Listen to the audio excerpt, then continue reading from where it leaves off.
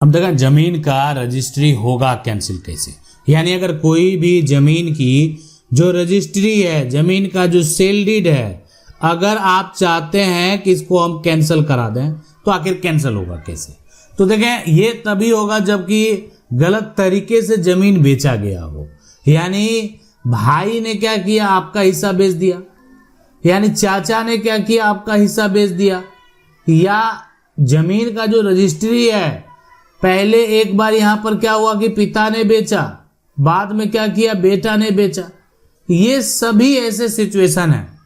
या पूरा जो आप कह सकते हैं ये रोड, ये पूरा सड़क का साइड है ना, पूरा ये सड़क है और आगे से कोई जमीन बेच दिया, यानी जो सड़क साइड है, सड़क साइड, तो यहां से पूरा जमीन क्या हुआ, बेच दिया गया। तो ऐसा अगर कोई भी करेगा तो आपको अधिकार है, आप चाहेंगे तो जमीन की रजिस्ट्री को कैंसिल करा सकते हैं। अब है कि एक दूसरा कारण है कि पहले से जमीन का रजिस्ट्री हो रखा, यानी जमीन पहले से बिक चुका है, बाद में क्या हुआ कि दोबारा जमीन को जो है एक नया रजिस्ट्री कर दिया गया। महेश प्रसाद के द्वारा ये जमीन पहले बेचा गया, यानी महेश प्रसाद ने ये जमीन की रजिस्ट्री बहुत पहले एक व्यक्ति को उन्होंने दे दिया। उसके बाद महेश प्रसाद के दो बेटे दिवाकर प्रसाद, मनोहर प्रसाद। अब ये जो है जब जमीन ये देखा गया यहाँ पर, तो अब ये देखा गया कि दिवाकर प्रसाद की एक बेटी अभिलाषा, इनका विवाह हो जाता है और विवाह के बाद जो है जो भी है वो अपने ससुराल चली जाती है।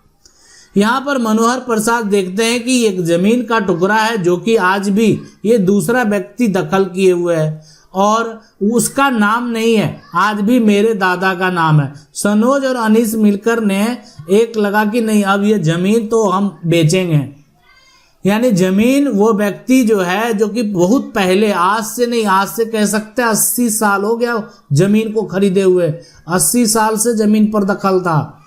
जमीन कीमती, इस तरीके से जमीन कीमती, रोड साइड पूरा ऐसे फ्रंट है इसका जमीन का, आज इसका कीमत यानी कह सकते करोड़ों में है। सनोज और अनीस को लगा कि नहीं ये तो आज भी हमारे जो महेश प्रसाद यानी दादा, इनके नाम से विक्रेता यहाँ पर जो है तैयार है, तो खरीदार भी मिल गया। जैसे ही खरीदार मिलता है, सनोज और अनीस ने क्या करता है कि जमीन को बेच देता है। जमीन की हो गई रजिस्ट्री, नया जमीन रजिस्ट्री हो गया। अब तो ये बड़ा दिक्कत वाली बात है, जो पहले खरीदा, आज से 80 साल पहले खरीदा, तब तो फिर उसका कोई मतलब नहीं, कभी किसी का कोई जमीन बेच सकता है। तो जमीन की रजिस्ट्री को आप कैंसिल करा सकते हैं। इसके लिए कौन सा कानून है, क्या प्रक्रिया है? तो देखें सबसे पहले यहां पर कि अगर आप जमीन की रजिस्ट्री को कैंसिल कराना चाहते हैं तो यहां पर कानून है स्पेसिफिक रिलीफ एक्ट। ये यहां पर जो कानून है स्पेसिफिक रिलीफ एक्ट, इसमें एक जो धारा है, ये धारा सबसे पहला जो 31 है, धारा 31 सेक्शन 31 ये कहता है कि अगर कोई रजिस्ट्री जो है यानी दोबारा जमीन को बेचा गया, तो इसका मतलब अगर वो फर्जी रजिस्ट्री किया गया, अगर किसी प्रकार का कोई भी धोखाधड़ी हुआ है, अगर ये रजिस्ट्री किसी के दबाव में ये किया गया है, यानी दबाव की बात होगी, या गलती से कोई आपकी जमीन को लिखवा लिया गलती से, तो ऐसे सिचुएशन, ऐसे कंडीशन में आप जमीन की रजिस्ट्री को कैंसल जो है करा सकते हैं। अब आप कहेंगे कि ये सारा जो सिचुएशन है, ये कंडीशन तो आपको कोर्ट में जाकर बताना होगा। आप जमीन रजिस्ट्री कैंसिलेशन की मांग कर सकते हैं अगर जमीन फर्जी तरीके से जमीन की रजिस्ट्री हुई है, अगर किसी प्रकार का धोखाधड़ी हुआ है, अगर यहां पर दबाव से गलती से ऐसा कुछ हुआ है। तो जब भी आप जमीन का रजिस्ट्री को कैंसिल कराने के लिए जाएंगे तो एक बार जो है ये बात ध्यान में रखना है कि किन कारण से जो है हम जमीन का रजिस्ट्री जो है वो कैंसिल करा लेंगे। तो एक तो कारण हो गया कौन सा, वो हो गया यहाँ पर जो है धोखाधड़ी का, एक ये कारण हो गया धोखाधड़ी। दूसरा यानी जो ये कारण हो गया, अगर किसी प्रकार का यहाँ पर जो दबाव है, कोई दबाव बनाया है एक धोखाधड़ी हो गया, कोई दबाव बनाया, तो इसमें जो है अगर ऐसा हुआ है तो उसके बाद जो है गलत जानकारी जो है, ठीक है, गलत यहाँ पर जो है गलत जानकारी देकर अगर जमीन का रजिस्ट्री ये सब हुआ है तो फिर उसके बाद जो है जमीन का अगर किसी प्रकार का जो है ना फर्जी दस्तावेज, ठीक है, फर्जी दस्तावेज, उसके बाद यहाँ पर जो है नाबालिग अगर कोई है, कोई भी व्यक्ति जो है यहाँ पर नाबालिग है, ठीक है, नाबालिग है, और उसके ऐसे सिचुएशन में ना कोई व्यक्ति अगर मान लेते हैं नाबालिग है, आप उससे जमीन लिखवा लिए, तो ये सब तो बड़ा फर्जीवाड़ा है ना। कोई मानसिक रूप से बीमार है, उससे जमीन लिखवा लिए, तो ये फर्जीवाड़ा है। तो इस तरह का अगर कोई भी कार्य किया होगा, कोई भी व्यक्ति है, अगर किसी को आपने है ना देख बड़ी धोखाधड़ी की है, दबाव बनाकर आपसे जमीन लिखा लिया गया, गलत जानकारी आप दे दिए जमीन लिखाने टाइम में, उतना पढ़ा लिखा हुआ लोग नहीं था, और आप क्या किए, दूसरा यहाँ प्लॉट नंबर लिखाना था, कौन सा, इधर वाला, कोई मान लेते हैं इधर साइड वाला, ठीक है, या पीछे वाला लिखा लिया, नंबर चढ़ा लिया आगे वाला, ठीक है, बाद में पहले ये दखल भी कर लिया और बाद में कुछ दिन के बाद जो है अपना दावेदारी इस पर कर दिया। तो फर्जी दस्तावेज हो गया कि गलत तरीके से ये एक बड़ा धोखा यहाँ पर जो है वो कर दिया है। और नाबालिग था, उसका उम्र जमीन लिखने का, उससे आप जमीन लिखा लिए हैं, तो ये सभी सिचुएशन में ना आप अपना दावा पेश कर सकते हैं। सभी सिचुएशन में आप जमीन की रजिस्ट्री को कैंसिल करा सकते हैं। अब लेकिन इसके लिए फिर एक ही विकल्प होता है, और ये पहले भी बताया है कि आप जो है आप सिविल कोर्ट जाएंगे और वहाँ पर जो है आप एक सिविल वकील जो है उनके पास आपको जाना ही पड़ेगा।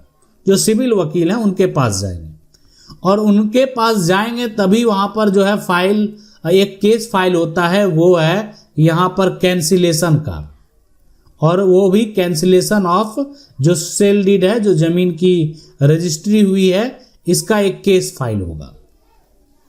अब है कि ये सारा कुछ करने के बाद जो जरूरी दस्तावेज है आपको वो लगाना, जैसे जमीन का जो यहाँ पर रजिस्ट्री है, जमीन का रजिस्ट्री हो गया, उस रजिस्ट्री की कॉपी हो गया, जमीन का यहाँ पर जो है ना खाता, जमीन का यहाँ पर जो है खेसरा, ये सारा जो है ना, या धोखाधड़ी से संबंधित अगर कोई अन्य प्रकार का प्रूफ है, सबूत है, ये सब लगाना होगा। अब यहाँ पर देखें, और मामला जो कोर्ट में जाएगा वहाँ पर जो है कोर्ट में धोखाधड़ी का जो सबूत है ना वो देना पड़ेगा, ठीक है, धोखाधड़ी का सबूत, जो साक्ष्य है ये यहाँ पर जो है ये देना पड़ेगा, ये प्रूफ देना पड़ेगा।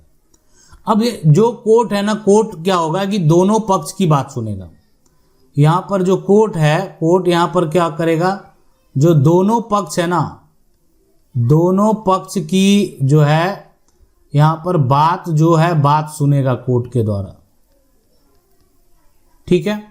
अब ये दोनों पक्ष की बात सुनने के बाद जो है कोर्ट का एक दिन आदेश, अब कोर्ट का जो आदेश आएगा तो कोर्ट का आदेश आएगा कि आखिरकार जो नया जमीन रजिस्ट्री है अगर ये गलत तरीके से हुआ है, अगर ये सनोज और अनीस ने एक बड़ा धोखाधड़ी कर दिया है तो जमीन की रजिस्ट्री को कैंसिल कर देना।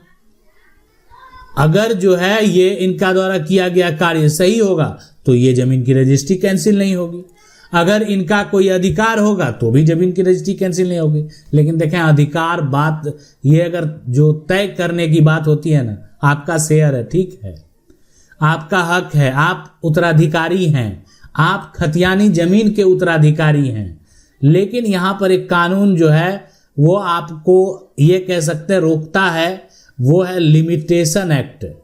यानी ये लिमिटेशन एक्ट जो है, अगर आप अपने अधिकार की बात करते हैं तो ये लिमिटेशन एक्ट 1963 आम तौर पर अगर देखा जाए तो 3 साल जो है ना, 3 साल के अंदर आप अपना दावेदारी पेश करें, समय गिना जाएगा। देखिए जमीन की रजिस्ट्री हो गई, अब 3 साल के अंदर अगर आप ये कहते हैं कि नहीं मेरा शेयर था, मेरा हक था, आपकी बातों को सुना जाएगा, आपकी बातों को ध्यान में रखा जाएगा, उस पर कार्रवाई की जाएगी। लेकिन आप जो है 3 साल नहीं 30 साल बाद ये कहेंगे कि मेरा अधिकार है, तो एक बड़ा समस्या उत्पन्न हो जाएगा। यानी आप अपनी एक तरह से हक की बात जो है वो 30 साल बाद नहीं कर सकते हैं। ऐसे में तो सब लोग जितना जमीन पूर्वज बेचे हैं और आज सब जो है अपना बोलेगा कि नहीं ये गलत हो गया है, मेरा भी हक है। दादा परदादा जमीन जो बेचे हैं उसको सब हासिल करना शुरू कर देगा, तो ये संभव नहीं है। लिमिटेशन एक्ट जो है ना ये रोक देता है। ठीक है, आज आपके दादा बेचे हैं जमीन, आपको पता है, आपके पिता जमीन बेच रहे हैं, आपको पता है इसमें मेरा भी अधिकार है, आप 3 साल के अंदर केस फाइल कर दीजिए। किस पर केस फाइल करेंगे? जो जमीन बेचा है, जो जमीन खरीदा है, उसको पार्टी बनाकर नोटिस कर दे कि जो भी जमीन बेचा गया है पूरा जमीन बेचने का अधिकार नहीं था, इतना तो कम से कम मेरा शेयर बनता है, ये तो मुझे छोड़ना पड़ेगा किसी भी हालत में। आप दादा परदादा की जमीन बेच रहे हैं, आपको कितना बेचने का अधिकार है ये बात आप कोर्ट में जाकर कह सकते हैं। तो ये जो रजिस्ट्री है ना, रजिस्ट्री आमतौर पर एक मजबूत कानूनी दस्तावेज होता है। ये जो सेल डीड आप देख रहे हैं ना, एक मजबूत कानूनी दस्तावेज है, ये ठोस साक्ष्य है। ठीक है, यानी बिना ठोस साक्ष्य के अगर कोई चाहता है कि इसको कैंसिल करा, अब इसको अगर कोई कैंसिल कराना चाहे ना तो एक ठोस साक्ष्य देना पड़ेगा।